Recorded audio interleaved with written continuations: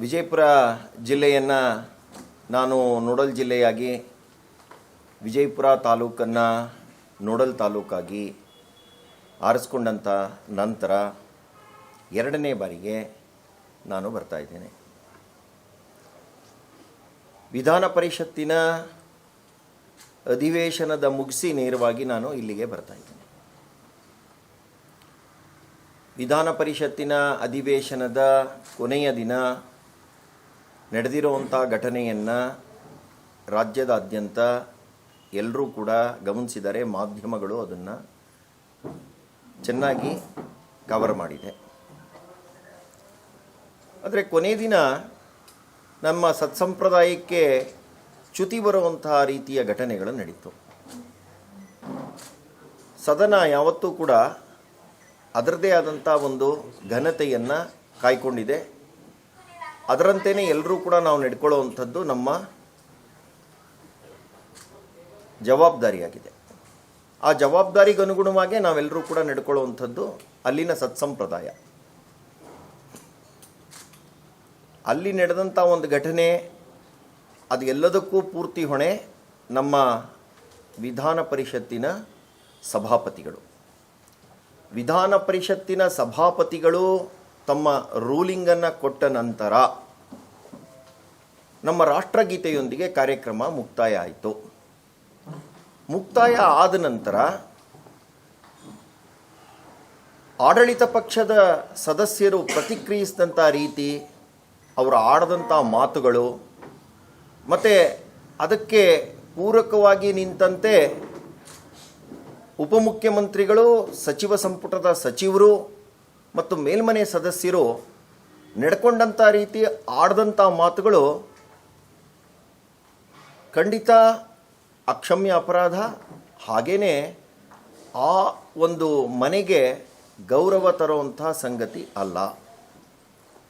ತದನಂತರ ನಾವು ಘಟನೆ ನಡೆದಾಗ ಅಲ್ಲಿ ಪ್ರಚೋದನಕಾರಿಯಾದಂಥ ವಾತಾವರಣವನ್ನು ಸೃಷ್ಟಿಸಿ CT ರವಿಯವರ ವಿರುದ್ಧ 3 ಬಾರಿ ಹಲ್ಲೆಗೆ ಪ್ರಯತ್ನ ಮಾಡಿದ್ದು, ಹಾಗೇ ನಮ್ಮ ಮಾನ್ಯ ಸಭಾಪತಿಗಳು ರೂಲಿಂಗ್ ಕೊಟ್ಟ ನಂತರನೂ ನಡ್ಕೊಂಡಂಥ ರೀತಿಯನ್ನು ವಿರೋಧಿಸಿ ನಮ್ಮ ವಿಕಾಸಸೌಧದ ಮೆಟ್ಟಿಲುಗಳ ಮೇಲೆ ನಾವು ಪ್ರತಿಭಟನೆಯನ್ನು ಮಾಡಿದ್ವಿ. ಪ್ರತಿಭಟನೆ ಮಾಡಿದಾಗ ಪೂರ್ಣ ಪರಮಾಧಿಕಾರ ವಿಧಾನ ಪರಿಷತ್ತಿನ ಮಾನ್ಯ ಸಭಾಪತಿಗಳಿಗೆ ಆಗಿರುತ್ತೆ. ಯಾಕೆಂದರೆ ಅದು ಅದೇ ಚೌಕಟ್ಟಿನಲ್ಲಿ ನಡೀತಾ ಇರುವಂಥದ್ದು. ಇನ್ನೂ ಪೂರ್ಣಗೊಂಡಿದೆ, ಇಲ್ಲಿಂದ ಎಲ್ಲರೂ ತೆರಳುತ್ತಾ ಇದ್ದೀವಿ, ಹೊರಟಿದ್ದೀವಿ, ತದನಂತರ ಬೇರೆ ಪ್ರಶ್ನೆ. ಆ ಸಂದರ್ಭದಲ್ಲಿ ಒಳಗೆ ನಡೆದಂಥ ಘಟನೆಯನ್ನು ಇಟ್ಕೊಂಡು ಪೊಲೀಸರ ವರ್ತನೆ ನಮ್ಮನ್ನೆಲ್ಲ ಕೂಡ ಜೈಲಿಗೆ ತರಬಿದ್ದು CT ರವಿಯವ್ರನ್ನ ಒಬ್ಬ ಅಪರಾಧಿಯಂತೆ ಎತ್ತಿ ಒಳಗಡೆ ಹಾಕ್ಕೊಂಡು ಹೋಗಿದ್ದು, ಇದು ರಾಜ್ಯ ಸರ್ಕಾರ ಎಲ್ಲೋ ಒಂದು ಕಡೆ ಪೊಲೀಸ್ ವ್ಯವಸ್ಥೆಯನ್ನು ನೇರವಾಗಿ ದುರುಪಯೋಗ ಪಡಿಸ್ಕೊಳ್ತಾ ಇದೆ ಅನ್ನೋವಂಥದ್ದು ಅರಿವಾಗತ್ತೆ. ಅವ್ರನ್ನ ಖಾನಾಪುರ ಸ್ಟೇಷನ್ಗೆ ಕರ್ಕೊಂಡು ಹೋಗ್ತಾರೆ. ನಾವು ಎಲ್ಲರೂ ಅಲ್ಲಿಗೆ ಹೋಗ್ತೀವಿ. ಖಾನಾಪುರ ಸ್ಟೇಷನ್ನಲ್ಲಿ ಅವರು ತಾವೊಂದು ದೂರನ್ನು ಕೊಡ್ತೀವಿ ಅಂಥೇಳಿ ದೂರನ್ನು ಕೊಡ್ತಾರೆ. ಆ ದೂರು ರಿಜಿಸ್ಟರ್ ಆಗೋದಿಲ್ಲ. ಅಲ್ಲೊಂದು FIR ಆಗಬೇಕಾಗಿತ್ತು. ಆ FIRಗೆ ಅವರು ನಾವು ನಿರಾಕರಿಸ್ತಾರೆ, ಮಾಡೋದಿಲ್ಲ ಅಂತ ಹೇಳ್ತಾರೆ. ತದನಂತರ ಚುನಾಯಿತ ಪ್ರತಿನಿಧಿಗಳ ಒಂದು ಕೋರ್ಟ್ ಏನಿದೆ ಬೆಂಗಳೂರಿನಲ್ಲಿ, ಅಲ್ಲಿಗೆ ನಿಮ್ಮನ್ನು ಕರ್ಕೊಂಡು ಹೋಗ್ತೀವಿ ಅಂಥೇಳಿ ಪೊಲೀಸ್ ವಾಹನದಲ್ಲಿ ಕರ್ಕೊಂಡು ಹೊರಡ್ತಾರೆ. ನಾನೂ ಸಹ ಹಿಂದಿನ ವಾಹನದಲ್ಲಿ ಹೊರಡ್ತೇನೆ. CT ರವಿಯವರ ಜೊತೆಯಲ್ಲಿ ಒಬ್ರು ಇರಬೇಕು ಅಂತ ಅಂದಾಗ ಪಕ್ಷ ನಾನಿರಬೇಕು ಅಂತ ತೀರ್ಮಾನ ಮಾಡುತ್ತೆ. ನಾನು ಅವ್ರ ಜೊತೆಯಲ್ಲಿ ಹೊರಡ್ತೀನಿ. ನಮ್ಮ ಹಿಂದಿನ ವಾಹನ ಬರದೇ ಇದ್ದಂಗೆ ತಡೆ ಹಾಕ್ತಾರೆ. ಆದರೆ ನಾವು ಅದನ್ನು ಹಿಮ್ಮೆಟ್ಟಿ CT ರವಿಯವ್ರನ್ನ ವಾಹನ ಏನು ತೊಗೊಂಡು ಹೋಗ್ತಾ ಇದೆಯೋ ಅದನ್ನು ಸಂಪರ್ಕಿಸಿ ಅದರೊಳಗಡೆ ಕೂತ್ಕೊಳ್ಳುವಂಥದ್ದಕ್ಕೆ ಯಶಸ್ವಿ ಆಗ್ತೀನಿ. CT ರವಿಯವ್ರಿಗೆ ಖಾನಾಪುರದ ಪೊಲೀಸ್ ಸ್ಟೇಷನ್ನಿಂದ ಹೊರಗಡೆ ತರುವಾಗ ದೊಡ್ಡ ಗಾಯ ಆಗಿರುತ್ತೆ. ಹಣೆಯ ಮೇಲೆ ರಕ್ತ ಸುರಿತಾ ಇರುತ್ತೆ. ಗಾಯ ಆದಾಗ ಪೊಲೀಸ್ ಮ್ಯಾನ್ಯುಯಲ್ ಏನು ಹೇಳುತ್ತೆ, ಟ್ರೀಟ್ಮೆಂಟ್ ಫಸ್ಟ್, ಸ್ಟೇಟ್ಮೆಂಟ್ ನೆಕ್ಸ್ಟ್. ಅದನ್ನು ಯಾಕೆ ಮಾಡಲಿಲ್ಲ?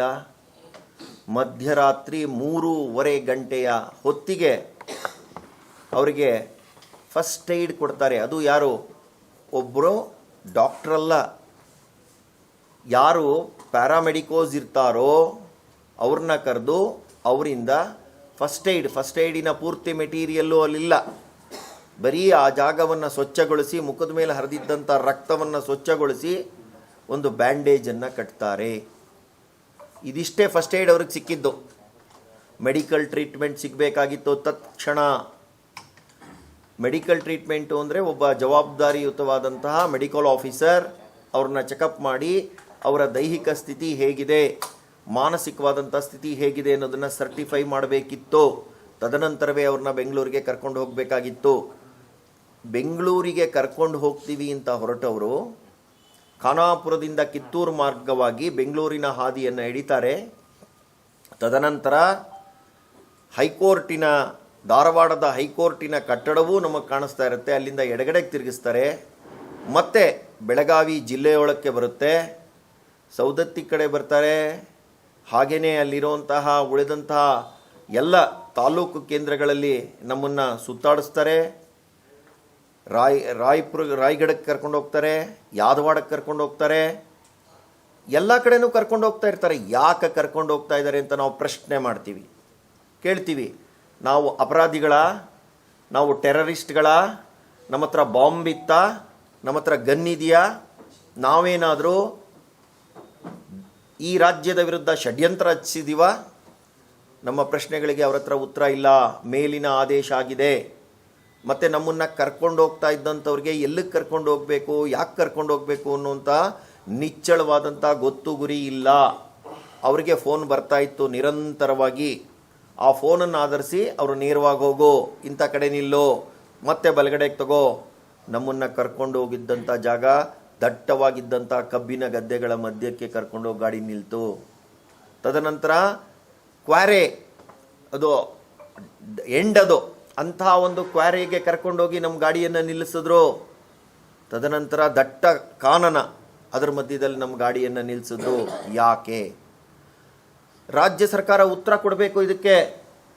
ಒಬ್ಬ ಚುನಾಯಿತ ಪ್ರತಿನಿಧಿಯನ್ನು, ಅವ್ರ ಜೊತೆಯಲ್ಲಿ ನಾನೂ ಒಬ್ಬ ಚುನಾಯಿತ ಪ್ರತಿನಿಧಿ ಇದ್ದೀನಿ, ಅವರು ಮಾಜಿ ಮಂತ್ರಿಗಳೂ ಕೂಡ, ಹಾಗೆಯೇ ನಮ್ಮ ರಾಷ್ಟ್ರೀಯ ಪ್ರಧಾನ ಕಾರ್ಯದರ್ಶಿಯಾಗಿ ಜವಾಬ್ದಾರಿ ನಿರ್ವಹಿಸಿದವರು, ಈಗಾಗಲೇ ಅವರು 4 ಬಾರಿ ಗೆದ್ದು ಬಂದಂಥ ಶಾಸಕರು. ಅಂಥವರನ್ನು ನಡೆಸ್ಕೊಳ್ತಾ ಇರುವಂಥ ರೀತಿ ಇದು.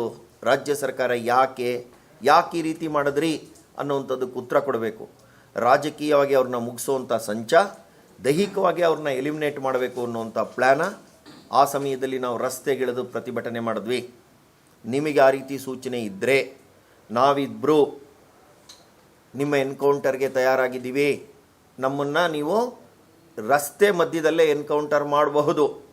ನಿಮಗೆ ಸೂಚನೆ ಇದ್ದು ಎಲ್ಲೋ ದಟ್ಟವಾದಂತಹ ಕಬ್ಬಿನ ಗದ್ದೆಯ ಮಧ್ಯದಲ್ಲಿ, ಕಾನನದ ಮಧ್ಯದಲ್ಲಿ, ಅಥವಾ ಒಂದು ಕ್ವಾರೆಯ ನಿರ್ಜನ ಸ್ಥಳದಲ್ಲಿ ಮಾಡೋದಕ್ಕಿಂತ ಇಲ್ಲೇ ಮಾಡಿ ಅಂತೇಳಿ. ನಮ್ಮ ಹತ್ರ ಇರುವಂಥ ಮೊಬೈಲನ್ನು ಕಸ್ಕೋಬೇಕು ಅಂತ ನಿರಂತರವಾಗಿ ಪ್ರಯತ್ನ ಮಾಡ್ತಾಯಿದ್ರು.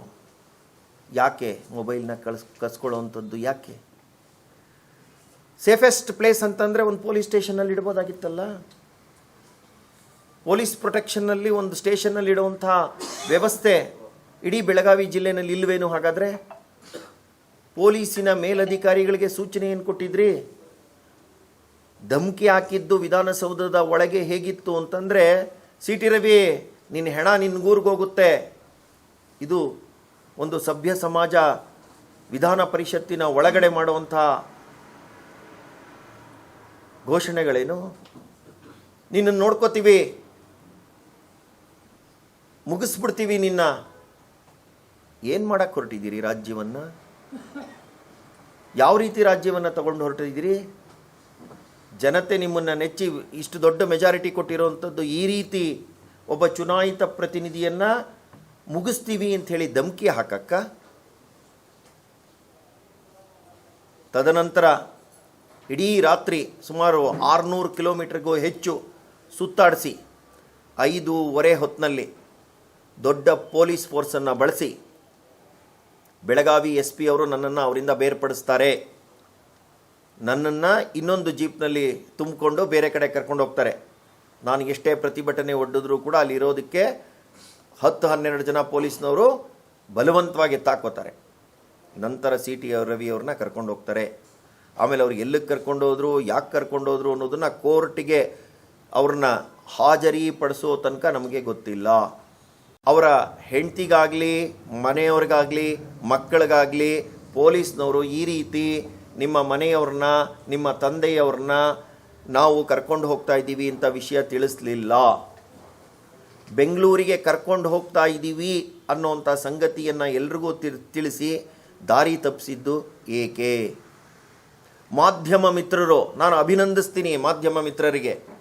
ಅವರು ಸಣ್ಣ ಪತ್ರಿಕೆಗಳಿರ್ಬೋದು, ದೊಡ್ಡವರಿರ್ಬೋದು, ತಮ್ಮ ಪ್ರಾಣದ ಹಂಗನ್ನು ತೊರೆದು ಇಡೀ ರಾತ್ರಿ ನಮ್ಮ ಜೊತೆಯಲ್ಲಿ ಓಡಾಡಿದ್ದಾರೆ. ನಮ್ಮ ವಾಹನವನ್ನು ಮುಂದಕ್ಕೆ ಬಿಟ್ಟ ನಂತರ ಮತ್ತೊಂದು ಪೊಲೀಸ್ ವಾಹನವನ್ನು ಮಧ್ಯಕ್ಕೆ ತಂದು ಮಾಧ್ಯಮ ಮಿತ್ರರು ಮುಂದಕ್ಕೆ ಹೋಗದೇ ಇರೋಂಥ ರೀತಿಯಲ್ಲಿ ನಿರಂತರವಾಗಿ ಪ್ರಯತ್ನವನ್ನು ಮಾಡ್ತಾಯಿದ್ರು. ಯಾಕೆ? ಮಾಧ್ಯಮ ಮಿತ್ರರಿಗೆ ಒಂದು ಸಂದೇಶವನ್ನು ಕೊಡುವಂಥ, ಸಮಾಚಾರವನ್ನು ಬಿತ್ತರಿಸುವಂತಹ ಆದ್ಯ ಕರ್ತವ್ಯ ಇರುತ್ತೆ. CT ರವಿಯವ್ರನ್ನ ಎಲ್ಲಿಗೆ ಕರ್ಕೊಂಡು ಹೋಗ್ತಾ ಇದ್ದಾರೆ ಅನ್ನುವಂಥದ್ದನ್ನು ನಿನ್ನೆ ಎಲ್ಲ ಮಾಧ್ಯಮಗಳು ಬಿತ್ತರಿಸಲಿಲ್ವೇ? ಅದೇ ರೀತಿ ಮೊನ್ನೆ ರಾತ್ರಿ CT ರವಿಯವ್ರನ್ನ ಬೆಂಗಳೂರಿಗೆ ಕರ್ಕೊಂಡು ಹೋಗ್ತಾ ಇದ್ದೀವಿ ಅಂತ ಅಂದಾಗ ಎಲ್ಲಿಗೆ, ಹೇಗೆ ಕರ್ಕೊಂಡು ಹೋಗ್ತಾ ಇದ್ದಾರೆ ಅನ್ನುವಂಥದ್ದು ತೋರಿಸುವಂಥದ್ದು, ಹೇಳುವಂಥದ್ದು ಮಾಧ್ಯಮದವರ ಜವಾಬ್ದಾರಿ. ಅವರು ಅದನ್ನು ಮಾಡ್ತಾಯಿದ್ರು. ತಡೆ ಒಡ್ಡಿದ್ದೇಕೆ? ಮಾಧ್ಯಮ ಮಿತ್ರರ ವಾಹನಗಳಿಗೆ ಲಾಠಿಯಿಂದ ಬಡ್ದಿದ್ದಾರೆ ಏಕೆ? ಮಾಧ್ಯಮ ಮಿತ್ರರ ವಾಹನಗಳು ಮುಂದೆ ಸಾಗದಂತೆ ದೊಡ್ಡ ದೊಡ್ಡ ಕಬ್ಬಿನ ತುಂಬಿಕೊಂಡು ಹೊರಟಿದ್ದಂಥ ಟ್ರ್ಯಾಕ್ಟರ್ಗಳನ್ನು ಅಡ್ಡ ನಿಲ್ಲಿಸಿದ್ದಾರೆ ಏಕೆ? 3-4 ಕಡೆಗಳಲ್ಲಿ ಬೇರೆ ಬೇರೆ ಜಿಲ್ಲೆಗಳಲ್ಲಿ ನಮ್ಮ ಓಡಾಟ ನಡೆಸಿದಾಗ ಅಲ್ಲಿನ SPಗಳನ್ನು, ಅಲ್ಲಿನ ಪೊಲೀಸ್ ವ್ಯವಸ್ಥೆಯನ್ನು ಬಳಸಿ ದೊಡ್ಡ ಪ್ರಮಾಣದ ಅಡ್ಡಗಡ್ಡುವಂಥದ್ದು, ಅದಕ್ಕೆ ನಮ್ಮ ಮಾಧ್ಯಮ ಮಿತ್ರರ ವಾಹನಗಳಿಗೆ ಗುದ್ದುವಂಥ ಕೆಲಸಗಳನ್ನು ಯಾಕೆ ಮಾಡಿದ್ರಿ? ಅಂದರೆ ಮಾಧ್ಯಮ ಮಿತ್ರರನ್ನು ಮುಗಿಸ್ಬಿಡ್ಬೇಕು ಅನ್ನುವಂಥ ಷಡ್ಯಂತ್ರ ಇತ್ತ? ನಾವೇನು ಎಮರ್ಜೆನ್ಸಿನಲ್ಲಿದ್ದೀವ? 1975ರ ಎಮರ್ಜೆನ್ಸಿಯನ್ನು ಪುನರಾವರ್ತನೆ ಮಾಡಬೇಕು ಅಂತ ಇವತ್ತಿನ ಸಿದ್ದರಾಮಯ್ಯನವರ ಕಾಂಗ್ರೆಸ್ ಸರ್ಕಾರ DKಶಿ ಉಪಮುಖ್ಯಮಂತ್ರಿಯ ನೇತೃತ್ವದಲ್ಲಿ ಮಾಡಕ್ಕೆ ಹೊರಟಿದ್ಯಾ? ಇದೆಲ್ಲದಕ್ಕೂ ರಾಜ್ಯ ಸರ್ಕಾರ ಉತ್ತರವನ್ನು ಕೊಡಬೇಕು. ಉತ್ತರವನ್ನು ನಾವು ಕೇಳ್ತೀವಿ. CT ರವಿಯವ್ರನ್ನ ಈ ರೀತಿ ಕಾನೂನನ್ನು ಉಲ್ಲಂಘಿಸಿ ನಡೆಕೊಂಡು ಅವ್ರನ್ನ ಬಂಧಿಸಿದಂಥ ರೀತಿಯನ್ನು ರಾಜ್ಯದಾದ್ಯಂತ ನಮ್ಮ ಕಾರ್ಯಕರ್ತರು ಎಲ್ಲ ಜಿಲ್ಲಾ ಕೇಂದ್ರಗಳಲ್ಲಿ ಪ್ರತಿಭಟಿಸಿದ್ದಾರೆ. ಪ್ರತಿಭಟನೆ ಮಾಡುವಂಥದ್ದು ನಮ್ಮ ಆದ್ಯ ಕರ್ತವ್ಯ ಮತ್ತು ನಮ್ಮ ಹಕ್ಕು ಕೂಡ. ನಮ್ಮಲ್ಲಿ ಆ ಉತ್ಸಾಹ ನಿರಂತರವಾಗಿ ಚಿಲುಮೆಯಂತೆ ಹರಿತಾ ಇದೆ. ನಾವು ಹೋರಾಟವನ್ನು ಎಲ್ಲ ಹಂತಗಳಲ್ಲಿ ತಗೊಳ್ಳೋಕ್ಕೆ ತಯಾರಿದ್ದೀವಿ. ನಿನ್ನೆ ಇದೇ ಕಾಂಗ್ರೆಸ್ ಸರ್ಕಾರಕ್ಕೆ ಛೀಮಾರಿ ಹಾಕ್ಸ್ಕೊಂಡಿದ್ದಾರೆ. ಬೆಳಗಾವಿಯ ಕೋರ್ಟು ಇದು ನನ್ನ ಸುಬರ್ದಿಗೆ ಬರಲ್ಲ, ಜುರಿಸ್ಡಿಕ್ಷನ್ಗೆ ಒಳಪಡಲ್ಲ ಅಂಥೇಳಿ ಬೆಂಗಳೂರಿಗೆ ಕಳಿಸ್ಕೊಟ್ಟಾಗ ಹೈಕೋರ್ಟ್ನಲ್ಲಿ ನಾವು ಅಪ್ಲಿಕೇಶನ್ನ ಮೂವ್ ಮಾಡಿದ ನಂತರ ಅಲ್ಲಿಯ ಏಕಸದಸ್ಯ ಪೀಠ ಏನು ಹೇಳಿದೆ ಅನ್ನೋದು ನಿಮ್ಮೆಲ್ಲರಿಗೂ ತಿಳಿದಿದೆ. ಸೂಕ್ತವಾದಂಥ ಕಾನೂನಿನ ಕ್ರಮಗಳನ್ನು ಕೈಗೊಳ್ಳದೆ ಅವ್ರನ್ನ ಬಂಧಿಸಿದ್ದೇಕೆ? ಅವರೊಬ್ಬ ಚುನಾಯಿತ ಪ್ರತಿನಿಧಿ, ಅವರೆಲ್ಲಾದರೂ ಓಡೋಗ್ತಾರೆ ಅನ್ನುವಂಥದ್ದು ನಿಮಗೆ ಸಂಶಯ ಬಂದಿದ್ದೇಕೆ? ಹಾಗೇನೇ ಒಬ್ಬ ಚುನಾಯಿತ ಪ್ರತಿನಿಧಿಯ ಅಧಿಕಾರವನ್ನು ಮೊಟಕುಗೊಳಿಸುವಂಥ ಪ್ರೊಸೀಜರ್ಸ್ನ ನೀವು ಯಾಕೆ ಫಾಲೋ ಮಾಡಿದ್ರಿ? ಪೊಲೀಸ್ನವರಿಗೆ ಇಷ್ಟು ಪರಮಾಧಿಕಾರವನ್ನು ಕೊಟ್ಟವರು ಯಾರು? ಹಾಗೇನೇ ಜಿಲ್ಲಾ ಆಡಳಿತವನ್ನು ಪೂರ್ತಿ ತಮ್ಮ ಸುಬರ್ದಿಗೆ ನಡೆಸ್ಕೊಂಡು ಹೀಗೆ ಮಾಡು ಅಂತ ಸೂಚನೆ ಕೊಡ್ತಾ ಇದ್ದಂಥ ಸರ್ಕಾರದ ವ್ಯಕ್ತಿ ಯಾರು? ಇದೆಲ್ಲವೂ ಬಯಲಿಗೆ ಬರಬೇಕು. ಒಂದು ಹೈ ಪವರ್ಡ್ ಎನ್ಕ್ವೈರಿ ಆಗಬೇಕು. ನಾನು ಸಿದ್ದರಾಮಯ್ಯನವ್ರನ್ನ ಆಗ್ರಹ ಮಾಡ್ತೇನೆ. ಈ ರೀತಿ ನಡೆದಿರುವಂಥದ್ದು ಕರ್ನಾಟಕಕ್ಕೆ, ಕರ್ನಾಟಕದ ಇತಿಹಾಸಕ್ಕೆ ತಗುಲಿರುವಂಥ ಒಂದು ದೊಡ್ಡ ಕಪ್ಪು ಚುಕ್ಕೆ. ಇದನ್ನು ನೀವು ಪಾರದರ್ಶಕವಾದಂತಹ ಒಂದು ಎನ್ಕ್ವೈರಿಯಿಂದ ಸರಿ ಮಾಡಬೇಕು. ಹಾಗಾಗಿ ನಮ್ಮ ವಿಧಾನ ಪರಿಷತ್ತಿನ ವಿಧಾನಸಭೆಯ ಜಾಯಿಂಟ್ ಕಮಿಟಿಯನ್ನು ಮಾಡಬೇಕು. ಇದಕ್ಕೆ ಎಲ್ಲ ಸದಸ್ಯರನ್ನು ಒಳಗೊಂಡಂತೆ ಒಂದು ತಂಡವನ್ನು ಮಾಡಿ ಅದರ ಮುಂದೆ ಘಟನೆ ಏನೇನು ನಡೀತು, ಯಾಕೆ ಈ ರೀತಿ ಆಯಿತು ಅನ್ನೋವಂಥದ್ದನ್ನು ಎನ್ಕ್ವೈರಿ ಮಾಡಬೇಕು. ಮತ್ತು ಯಾರು ಸೂಚನೆಯನ್ನು ಕೊಡ್ತಾ ಇದ್ರು, ಯಾರ ಆದೇಶದ ಮೇಲೆ ಪೊಲೀಸಿನ ವರಿಷ್ಠಾಧಿಕಾರಿಗಳು ಕೆಳಮಟ್ಟದ ಅಧಿಕಾರಿಯ ಮೇಲೆ ಒತ್ತಡ ಹಾಕ್ತಾ ಇದ್ರು ನಿರಂತರವಾಗಿ ಅನ್ನುವಂಥದ್ದು ಜಗಜ್ಜಾಹೀರಾಗಬೇಕು. ಅವರಿಗೆ ಶಿಕ್ಷೆ ಆಗಬೇಕು. ದೊಡ್ಡ ದೊಡ್ಡ ಅಧಿಕಾರಿಗಳು ಈ ರೀತಿ ಸರ್ಕಾರದ ಅಣತಿಯಂತೆ ನಡ್ಕೋತಾರೆ ಅಂತಂದರೆ ಅವರ ವಿದ್ಯಾಭ್ಯಾಸಕ್ಕೆ, ಅವರ ಹಿನ್ನೆಲೆಗೆ ಹಿಡ್ದಿರೋವಂಥದ್ದಕ್ಕೆ ಗ್ರಹಣ ಹಿಡ್ದಿದೆ ಅಂತ ನಾನು ಹೇಳಕ್ಕಿಚ್ಛೆ ಪಡ್ತೀನಿ. ಇದಿಷ್ಟು ಸಂಗತಿಗಳು ಸರ್ಕಾರದ ಮುಂದಿದೆ. ಒಳಗಡೆ ನಡೆದಿರುವಂಥ ಘಟನೆಗೆ ಬೇರೆಯಾದಂತಹ ಒಂದು ಪ್ರಿನ್ಸಿಪಲ್ಸ್ ಪ್ರೊಸೀಜರ್ ಇದೆ. ನಮ್ಮ ವಿಧಾನ ಪರಿಷತ್ತಿನ ಅಧ್ಯಕ್ಷರು ಅದಕ್ಕೆ ಪೂರ್ಣವಾದಂಥ ಸ್ಟೇಟ್ಮೆಂಟನ್ನು ಮಾಡಿದ್ದಾರೆ. ಅವರು ಸಂಪೂರ್ಣವಾಗಿ ಇದ್ರ ಬಗ್ಗೆ ಎನ್ಕ್ವೈರಿ ಮಾಡಿ ತಮ್ಮ ನಿರ್ಧಾರವನ್ನು ಸದನದ ಒಳಗೆ ಪ್ರಕಟ ಮಾಡಿದ್ದಾರೆ. ತದನಂತರವೂ ಈ ರೀತಿಯ ಘಟನೆಗಳನ್ನು ನೀವು ನಡೆಸಿದ್ದೀರಿ ಅಂತಂದರೆ ಕರ್ನಾಟಕವನ್ನು ಯಾವ ಕಡೆ ಕೊಂಡೊಯ್ತಾ ಇದ್ದೀರಿ, ಏನು ಮಾಡಲಿಕ್ಕೆ ಹೊರಟಿದ್ದೀರಿ? ರಾಜಕೀಯವಾಗಿ ವಿರೋಧ ಮಾಡುವಂಥವ್ರನ್ನ ಪೂರ್ತಿ ಮಟ್ಟ ಹಾಕಬೇಕು ಅಂತ ಮಾಡುವಂಥ ಷಡ್ಯಂತ್ರದ ಭಾಗವೇ. ಇದೆಲ್ಲಕ್ಕೂ ಉತ್ತರವನ್ನು ನಾನು ರಾಜ್ಯ ಸರ್ಕಾರದಿಂದ ಬಯಸ್ತೇನೆ.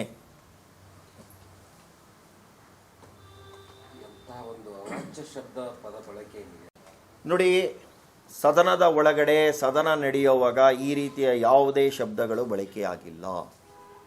ಸದನದಲ್ಲಿ ನಾವು ಕೂಡ ಪ್ರತಿಭಟಿಸ್ತಾ ಇದ್ವಿ, ಅವರೂ ಕೂಡ ಪ್ರತಿಭಟನೆ ನಡೀತಾ ಇತ್ತು. ಜೋರಾಗಿ ಪ್ರತಿಭಟನೆಯ ಮಾತುಗಳು ನಡೆದು ಮಾನ್ಯ ಸಭಾಪತಿಗಳು ಇನ್ನು ಸಭೆ ನಡೆಯಲ್ಲ ಅಂಥೇಳಿ ಸಭೆಯನ್ನು ಮುಂದೂಡಿ ಹೊರ ಹೋದ ನಂತರ ಸಭೆಯ ಒಳಗಡೆ ಘೋಷಣೆಗಳನ್ನು ಕೂಗ್ತಾನೇ ಇದ್ದರು.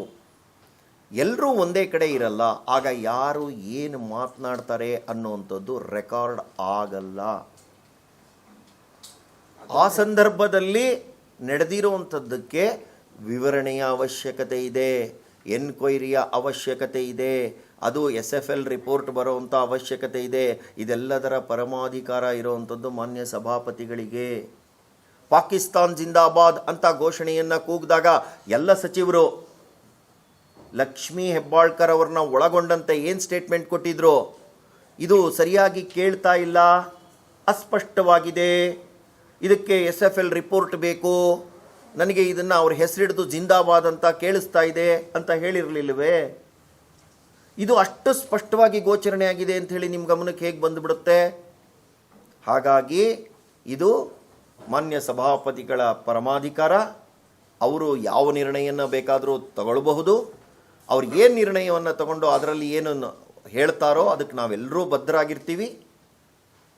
ಅದರಲ್ಲಿ ಏನಾದರೂ ಆ ರೀತಿ ಸಂಗತಿ ಬಂದಾಗ ಪಕ್ಷ ತೀರ್ಮಾನ ಮಾಡುತ್ತೆ. ಆಗ ನಮ್ಮ ನಿಲುವು ಏನಿರಬೇಕು, ಮತ್ತು ನಾವು ಅಕಸ್ಮಾತ್ ಆ ರೀತಿದೇನಾದರೂ ನಡೆದಿದ್ದರೆ ನಾವು ಆ ಕ್ಷಮೆ ಕೇಳೋದಕ್ಕೆ ಎಂದೂ ಹಿಂದರಿಯಲ್ಲ. ಭಾರತೀಯ ಜನತಾ ಪಕ್ಷ ಸತ್ಸಂಪ್ರದಾಯಕ್ಕೆ ಒಳಪಟ್ಟಿರುವಂಥದ್ದು. ಮತ್ತು ಯತ್ರ ನಾರ್ಯಾಸ್ತು ಪೂಜ್ಯಂತೆ ತತ್ರ ರಮಂತೆ ದೇವತಾಹ ಅನ್ನೋಂಥ ಹೇಳೋವಂಥ ಸ್ವಭಾವದವ್ರು ನಾವು. ಹಾಗಾಗಿ ಮಾತೃಸ್ವರೂಪಿಣಿಯಾದಂಥ ತಾಯಿಗೆ ಎಂದೂ ಅಪಮಾನದ ಮಾತುಗಳನ್ನು ಆಡುವಂಥದ್ದು ಯಾರಿಂದಲೂ ಇಲ್ಲ, CT ರವಿಯವರಿಂದಲೂ ನಡೆದಿಲ್ಲ ಅನ್ನುವಂಥ ಪೂರ್ಣ ಭರವಸೆ ನನಗಿದೆ. ತುಂಬ ಚೆನ್ನಾಗಿ ನಡೆಸ್ಕೊಂಡ್ರು, ಸಂಯಮವನ್ನು ತೋರಿಸಿದ್ರು, ಎಲ್ಲರಿಗೂ ಕೂಡ ಅವಕಾಶವನ್ನು ಮೊದಲು ಕೊಟ್ಟಿದ್ದರು. ಮತ್ತು ತದನಂತರ ಚರ್ಚೆಗೆ ಅವಕಾಶವನ್ನು ಕೊಡೋದು ಬಿಡೋದು ಮಾನ್ಯ ಸಭಾಪತಿಗಳ ವಿವೇಚನೆಗೆ ಬಿಟ್ಟಿದ್ದು. ಮತ್ತು ಅವರು ಎಲ್ಲವನ್ನೂ ಗಣನೆಗೆ ತಗೊಂಡು ತಮ್ಮ ಸ್ಟೇಟ್ಮೆಂಟನ್ನು ಮಾಡಿದ ನಂತರ ಕಾಂಗ್ರೆಸ್ ಅದಕ್ಕನುಗುಣವಾಗಿ ಜವಾಬ್ದಾರಿಯುತವಾಗಿ ಒಂದು ಆಡಳಿತ ಪಕ್ಷವಾಗಿ ನಡ್ಕೊಳ್ಳುವಂಥ ದೊಡ್ಡತನ ತೋರಿಸಬೇಕಿತ್ತು ಅನ್ನುವಂಥ ನನ್ನ ಅಭಿಪ್ರಾಯ. ಪೂರ್ವ ನಿಯೋಜಿತ. ಯಾಕೆ ಅಂತಂದರೆ ಉಪಮುಖ್ಯಮಂತ್ರಿಗಳ ಮಾತುಗಳನ್ನು ಗಮನಿಸಿ. ಬೆಳಗಾವಿಯಿಂದ CT ರವಿ ಸೇಫಾಗಿ ಹೊರಬಂದಿದ್ದೇ ಅದೃಷ್ಟ. ಏನು ಹಾಗಾದರೆ ನಾವು ಎಲ್ಲ MLAಗಳಿಗೆ ಅವರವರ ತಾಲೂಕುಗಳನ್ನು ಮಾರ್ಬಿಟ್ಟಿದ್ದೀವೇನು? ಅವರಲ್ಲಿಯ ಸತ್ರಪ್ರೇನು? ಹಿಂದೆ ಬಳ್ಳಾರಿಯಲ್ಲಿ ನಡೆದಾಗ ತೊಡೆ ತಟ್ಟಿದ್ರಿ, ತೋಳು ತಟ್ಟಿದ್ರಿ, ಇಲ್ಲಿಂದ ಬೆಂಗಳೂರಿನಿಂದ ಅಲ್ಲಿ ತನಕ ನೀವು ಪಾದಯಾತ್ರೆ ಮಾಡಿದ್ವಿ, ಏನಿದೇನು ಬಳ್ಳಾರಿ ರಿಪಬ್ಲಿಕ್ ಅಂತ ಕೇಳಿದ್ರಿ, ಹಾಗೆ ಬೆಳಗಾವಿ ನಿಮ್ಮ ರಿಪಬ್ಲಿಕ್ಕಾ? ಲಕ್ಷ್ಮೀ ಹೆಬ್ಬಾಳ್ಕರ್ ಅವರ ರಿಪಬ್ಲಿಕ್ಕಾ ಇದು? ಕನಕಪುರ DK ಶಿವಕುಮಾರ್ ಅವರ ರಿಪಬ್ಲಿಕ್ಕಾ? ಹಾಗಾಗಕ್ಕೆ ಸಾಧ್ಯ ಇಲ್ವಲ್ಲ. ನಾವು ಒಂದು ವ್ಯವಸ್ಥಿತವಾದಂತಹ ಸಮಾಜದಲ್ಲಿ ಜೀವನ ಮಾಡ್ತಾ ಇದ್ದೀವಿ. ಒಂದು ಎಲೆಕ್ಟೆಡ್ ಸರ್ಕಾರ ಹೇಗೆ ನಡ್ಕೋಬೇಕೋ, ಹೇಗೆ ಅದನ್ನು ನಡೆಸಬೇಕೋ, ನಮ್ಮ ಮಾತುಗಳಲ್ಲಿ ಬರುವಂಥ ಶಬ್ದ ನಮ್ಮ ತಲೆಯಲ್ಲಿ ಬರುವಂಥ ವಿಚಾರದ ಪ್ರತಿಪಾದನೆ ಆಗಿರುತ್ತೆ. DK ಶಿವಕುಮಾರ್ ಈ ರೀತಿ ಹೇಳಿರುವಂಥ ಮಾತು ಅವರ ವಿಚಾರಗಳನ್ನು ಪ್ರತಿಧ್ವನಿಸುತ್ತೆ, ಅವರ ಹಿನ್ನೆಲೆಗೆ ಹಿಡಿದಂಥ ಕನ್ನಡಿಯಾಗಿದೆ. ಹಾಗಾಗಿ ಯಾರು ಏನೇ ಮಾಡಿದ್ರೂ ಕಾನೂನಾತ್ಮಕವಾದಂಥ ಹೋರಾಟ ಮಾಡಬೇಕು. ಅದಕ್ಕೆ ಶಿಕ್ಷೆ ಕೊಡುವಂಥದ್ದಕ್ಕೆ ಕೋರ್ಟ್ಗಳಿದೆ. ಅದರ ಬಗ್ಗೆ ಸಂಪೂರ್ಣವಾದಂಥ ಗೌರವ, ನಂಬಿಕೆ ನಮಗಿದೆ. ಈ ರೀತಿ ಸ್ಟೇಟ್ಮೆಂಟ್ ಕೊಡೋದು ಜನರನ್ನು ಪ್ರಚೋದಿಸೋದು ಮತ್ತು ಪ್ರತಿಯೊಂದನ್ನು ಕೂಡ ತಮ್ಮ ಹಿಡಿತದಲ್ಲಿ ನಡಿಬೇಕು ಅನ್ನುವಂಥ ಸರ್ವಾಧಿಕಾರಿ ಧೋರಣೆಯಾಗಿದೆ ಇದು.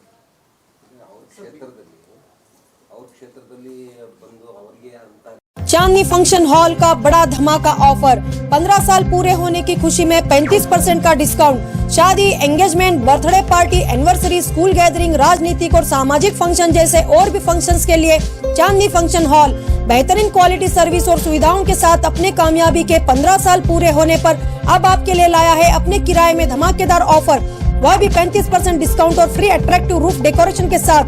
तो देर किस बात की, आपके हर फंक्शंस के लिए संपर्क कीजिएगा। इनका पता है Chandni function hall, doctor BR Ambedkar stadium के करीब, APMC रोड, बीजापुर, या स्क्रीन पर दिए गए नंबर्स पर कॉल करें।